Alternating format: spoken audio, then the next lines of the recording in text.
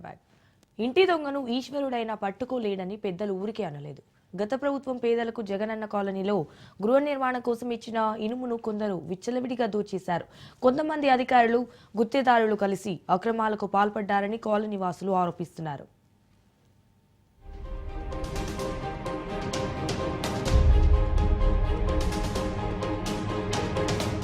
YCP హయాంలో జగన్ కాలనీల పేర్లతో చేసిన అక్రమాల్లో మరొకటి వెలుగులోకి వచ్చింది. వెలకలేరు జగనన్న కాలనీ లబ్ధిదారులకు అందించిన ఇనుమును వైసీపీ నేతలు, అధికారులు, గుత్తేదారులు కలిసి దోచేశారు. జీపీఎస్ ర్యాగింగ్ ను తొలగించి మరీ 95 కోట్ల రూపాయల విలువైన ఇనుమును పక్కదారి పట్టించారు. గోదాము కేంద్రంగా 2024 జూన్ వరకు ఇలా నేతృత్వంలో దందా సాగింది. గోదాములకు వచ్చిన సరుకును దించకుండా నేరుగా గుత్తేదారులు వాహనంలోకి ఎక్కించి తరలించారు. టన్నుకు 70,000 రూపాయలు ఉంటే వీరు 30 నుంచి 40,000 రూపాయలకే ప్రైవేట్ అపార్ట్మెంట్ల నిర్మాణదారులకు అమ్ముకున్నారు. గొల్లపూడిలో గృహ నిర్మాణ సంస్థ గోదాముకు 2023 జూలై వరకు ఏఈఎం శ్రీధర్ కుమార్ ఇన్ఛార్జిగా వ్యవహరించారు. వైసీపీకి అనుకూలంగా గుత్తేదారులతో కలిసి అక్రమాలకు తెరతీశారు. స్టాక్ రిజిస్టర్లు, పత్రాలు లబ్ధిదారులకు పంపిణీ సహా ఏ వివరాలు నమోదు చేయలేదు. వచ్చిన సరుకు వచ్చినట్లే గుత్తేదారులకు లారీల్లో పంపేశారు. కనీసం స్టాక్ వివరాలను కూడా నమోదు చేయలేదు. శ్రీధర్ బదిలీ అయిన తర్వాత వచ్చిన అధికారికి బాధ్యతలు అప్పగించకుండా 2 నెలలు పత్తా లేకుండా పోయారు.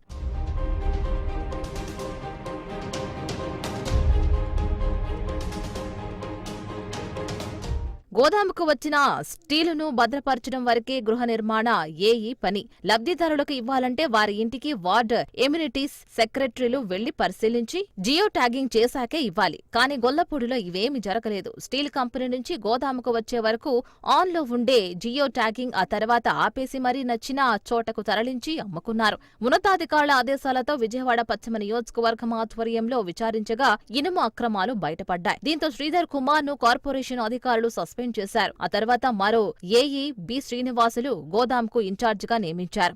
ఆయన హయాంలో అక్రమాలు మరింత పెరిగాయి. స్టాక్ రిజిస్టర్ లేకుండా గుత్తేదారులకు స్టీల్ అమ్మేశారు.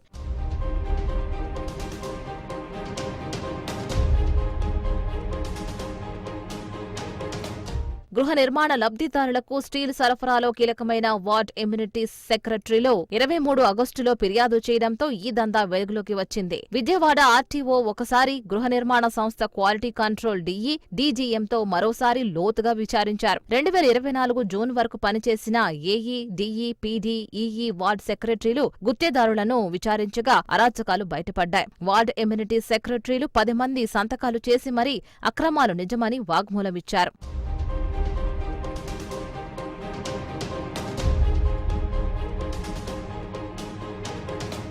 అక్రమానికి బాధ్యుల్లో ఏఈబి శ్రీనివాస్ ను సస్పెండ్ చేశారు. ఎం శ్రీధర్ కుమార్ పదవీ విరమణ చేయగా షోకాస్ నోటీసులు జారీ చేశారు. ప్రాజెక్ట్ డైరెక్టర్ శ్రీదేవి పదవీ విరమణ చేశారు. రాష్ట్ర కార్యాలయంలో పనిచేస్తున్న మరో పీటీకి నోటీసు పంపించారు. 5 డిఈలు అలాగే 2 ఈఈలకు షోకాస్ నోటీసులు ఇచ్చింది ఇప్పటి ఎన్డీఏ ప్రభుత్వం.